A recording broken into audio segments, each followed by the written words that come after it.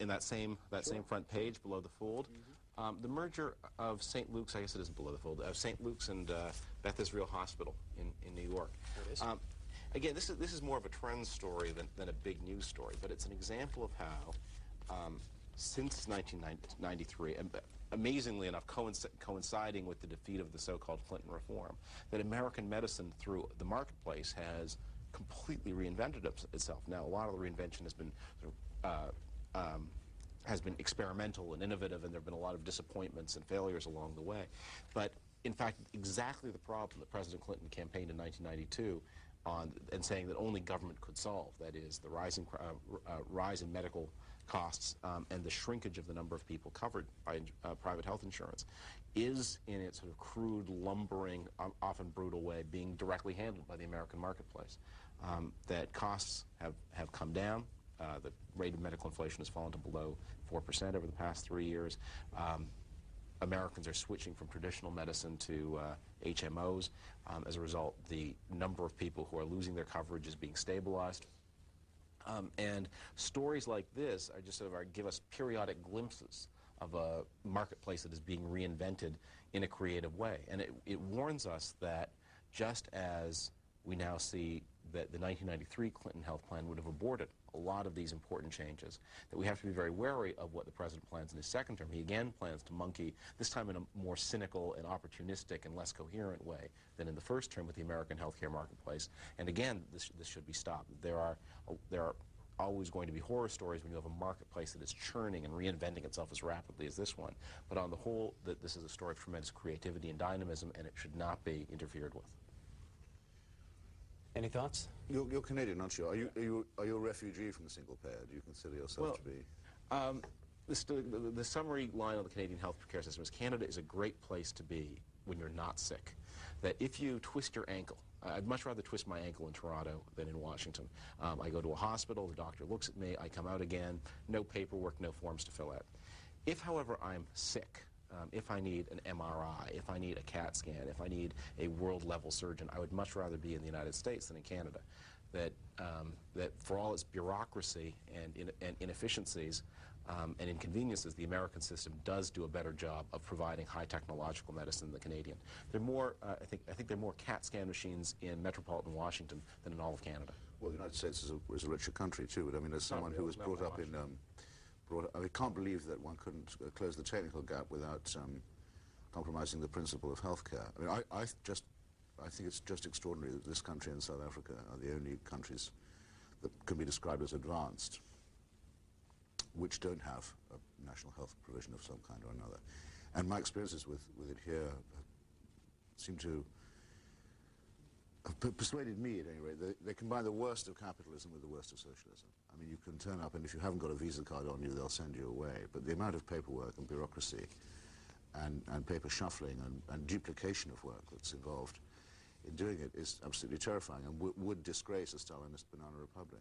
And yet it's all for profit. How's that compared to England, by the way? Britain has a national health. Health treatment is a right in Britain.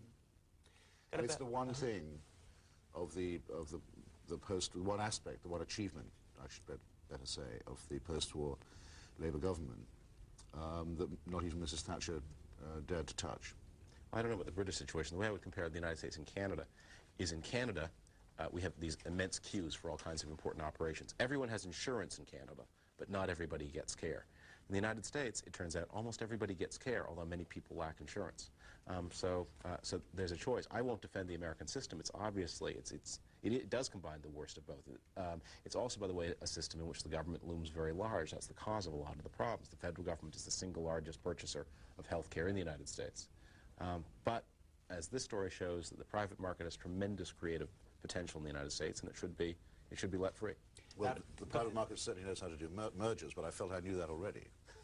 About a half hour left with David Frum and Chris Hitchens. Aurora, Illinois, you've been hanging on. Good morning. Good morning, Mr. Hitchens. Two quick questions, then my point. Can you give me your opinion of the De Leon-inspired Socialist Labor Party? Number two, you recall earlier in the year the SEC investigated the NASDAQ market makers for corruption. I was hoping you or your friend over at Counterpoint, Alexander Comer, could look into the market makers equivalent on the New York Stock Exchange, the specialists. I've heard they are deeply corrupt and have massive conflicts of interest. Now, There's a wonderful article in the newest edition of the Progressive magazine by Elaine Rapping called Burrowing Within that addresses the cult of individualism. I spoke with you once and suggested that far more of a threat than the religious right is the Ayn Rand-inspired libertarian right. What makes them so insidious is that under the guise of self-help and therapy, they spread their deeply ideological pro-corporate message consisting chiefly of the lie that life is what you make it, when anyone who's ever had a Walmart or McDonald's come to town or worked inside these fascist multinationals knows the opposite is true, that life under capitalism is what corporations make it. And Mr. Frum, I would have to say that the government of China is about as communist as Pat Robertson is a Christian. Thank you. It's a lot out there. Go ahead and react. There's a very high standard of call for this time of the morning. I mean, not, but I think the opening bit is a little arcane for some people. Daniel de Leon was a great American socialist, rather dogmatic, rather schematic, thought by some, who ran for president on the Socialist Labour ticket, and founded a party which still bears that name, which still produces a socialist weekly called, I believe, The People.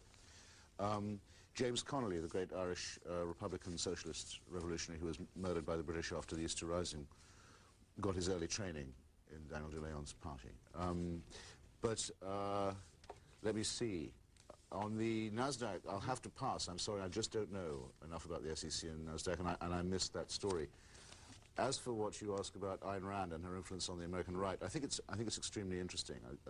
There is a strain of, I'm sure a lot of people watching this have read either Atlas Shrugged or The Fountainhead, and perhaps imbibed some of the Randian doctrine, which is best summarized, I think, in her book, The Virtue of Selfishness. I've always thought it quaint and rather touching that there is in America a movement that thinks that people are not yet selfish enough. And I've met some of its supporters. They call themselves objectivists. And I've debated with them, but I've never got to the bottom of that problem. They think that really America is a society already rotten with too much socialism and compassion. And it's just so refreshing to meet people who manage to get through their day actually believing that. The discussion here is getting very broad in terms of issues. What do you folks look for when you pick up the paper in the morning? What do I look for? Yeah. I look for the style section, actually. It's always sort of a fight to get hold of it.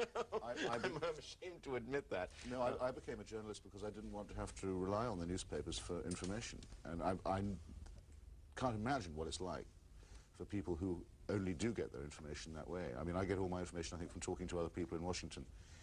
I read it basically for entertainment. And I follow the op-ed pages pretty closely, too. The reason I asked the question is because there's a story about what's hot on the radio. We covered an event by Talkers Magazine yesterday. I wanted to compare your top 10 to this top 10. These are what radio talk show hosts say are the 10 hottest topics. We'll go right down the list and have you add or subtract from your own list. Presidential and local elections, quote, scandal gates of several varieties, crash of TWA Flight 800, Olympic bombing, the Value Jet crash, Unabomber, life on Mars, the Army sex scandal, the O.J. Simpson trial, and Texaco's racial problems. Whoops. Compare and contrast there to your list in terms of interest. A half a dozen of them, or about half of them, I can't imagine what there is. I can't imagine what there is to say about the Value Jet crash, for example, that would fill up time on the radio. That it's a terrible thing. But I think that unless it's part of some kind of conspiracy worldview, like as I think has happened to the TWA. No, surely it's to do with the fact that people on the staff of Value Jet were warning us before this crash that there were terrible corners being cut. Wouldn't that be the thing? Well, I don't know what I don't know what the corners being cut. I mean, maintenance corners being cut.